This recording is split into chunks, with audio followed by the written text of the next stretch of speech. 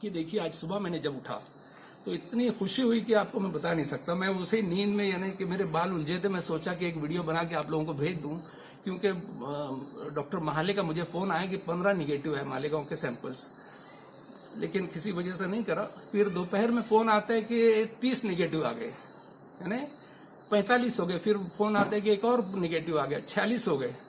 तो मैं इतना खुश था कि चलो आज का दिन अच्छा निकला, अल्हम्दुलिल्लाह। मैं इतना खुश था कि मैं सोचने लगा सुबह उठ के किसका मुंह देखा था। मैं बोला आईना नहीं देखा होगा जरूर, मैंने सोचा जब भी इतना अच्छा दिन जा रहा है। लेकिन फिर अभी रात में डॉक्टर सुभाष भामरे का फोन आया मुझे, धुलिये से, हमारे जो MP है, और उन्होंने कहा कि 5 पॉजिटिव आ गए हैं, यानी कम्युनिटी स्प्रेड शुरू हो चुका है ना। कम्युनिटी स्प्रेड होने की वजह से जो है ये अब बड़ी तेजी से फैलने की संभावना है। तो अब जो है लोगों को बहुत एहतियात करना चाहिए, और एहतियात यानी कि जो केसेस हो चुके हैं इन्फेक्टेड, जो उनको आइसोलेट करना बहुत जरूरी है।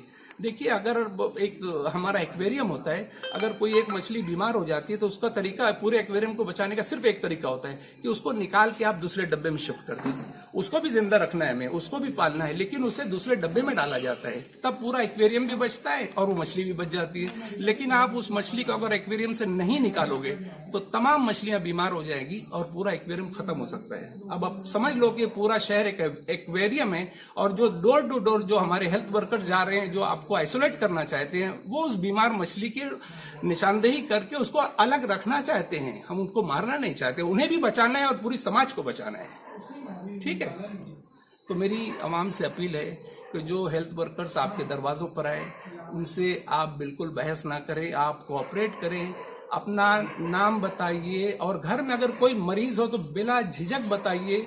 मैं आपको बोलता हूं कि आपके मरीजों के साथ अगर आप लोग, देखिए अगर आप लोग कोऑपरेट करोगे तो डॉक्टर का भी जी चाहेगा। अगर आप कोऑपरेट नहीं करोगे तो डॉक्टर्स अपनी जिंदगी रिस्क करके आपके पास आ रहे हैं, वो क्यों आपके दरवाजे पर आ रहे हैं? कभी सोचा आपने? उनकी भी तो जिंदगी को रिस्क होता है ना। तो आप उनसे बराए मेहरबानी कोऑपरेट करिए, सारी इन्फॉर्मेशन दीजिए, और जैसा भी चाहिए कोऑपरेशन समाजी सतह पर, शायद हर सतह पर तो लोग कोऑपरेट कर रहे हैं। आपको खाने पहुंचाए जा रहे हैं, फूड किट्स पहुंचाई जा रही हैं, दवाइयां पहुंचाई जा रही हैं, आपको लेने के लिए वो वैन आ रही है। तो आपका ये फर्ज है कि इंतजामिया के साथ कोऑपरेट करिए आप लोग। बस इतनी इल्तिजा है मेरी, शुक्रिया।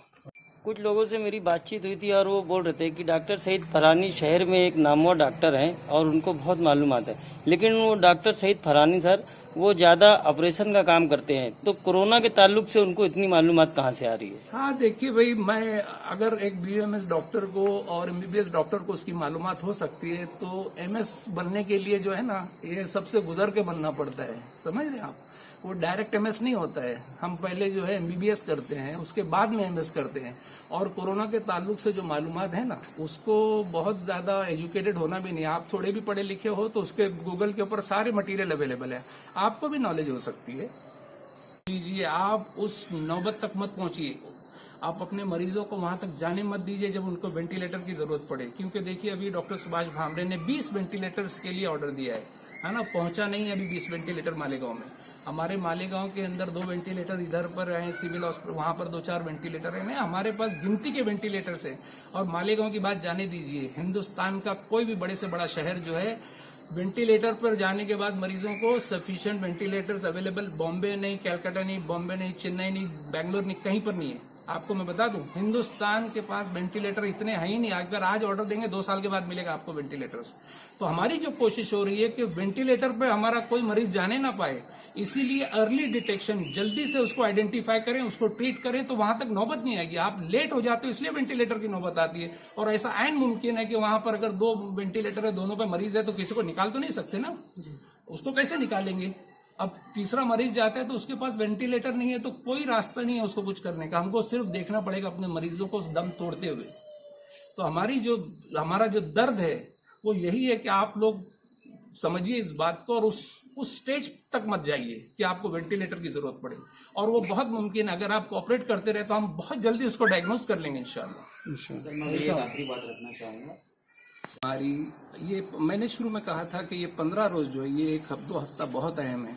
इसके अंदर अगर आप लोगों ने अपना बचाव कर लिया, सोशल डिस्टेंसिंग को ऑब्जर्व कर लिया, अगर आपने भीड़ भाड़ की जगह पर नहीं गए, है ना, तो हो सकता है कि हम इस बीमारी को बचा लेंगे, लेकिन खैर मुझे अफसोस है कि हम वो 15 दिन उतनी अच्छी से जो है सोशल डिस्टेंसिंग को ऑब्जर्व नहीं किया, और उसका नतीजा जो है 2 हफ्ते के बाद आने लगा। आपने देखा होगा कि अचानक एक रोज 5 रिपोर्ट पॉजिटिव आती है, दूसरे दिन 15 रिपोर्ट आती है, फिर 25, 30 और आज 37 पॉजिटिव आ चुके हैं, जिसमें कुछ डॉक्टर्स का भी नाम शामिल है। तो मेरे ख्याल से अब ये बात जो है उसके बारे में बात करना ही फजूल है कि ये अफवाह है या हकीकत है।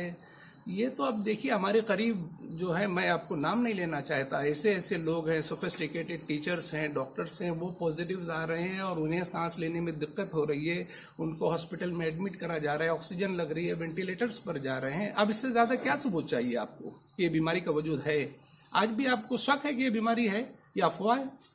मुझे अफसोस होता है कि आप लोग आज भी ये सोचते हो कि ये वाकई में बीमारी है या अफवाह है। अगर कुछ लोग इस किस्म की बातें कर रहे हैं तो उनकी अक्ल पर मातम करने को जी चाहता है, क्योंकि अगर आज भी अगर हम नहीं जागे तो ये पूरा शहर उसकी लपेट में आ जाएगा, मैं आपको बोल देता हूँ।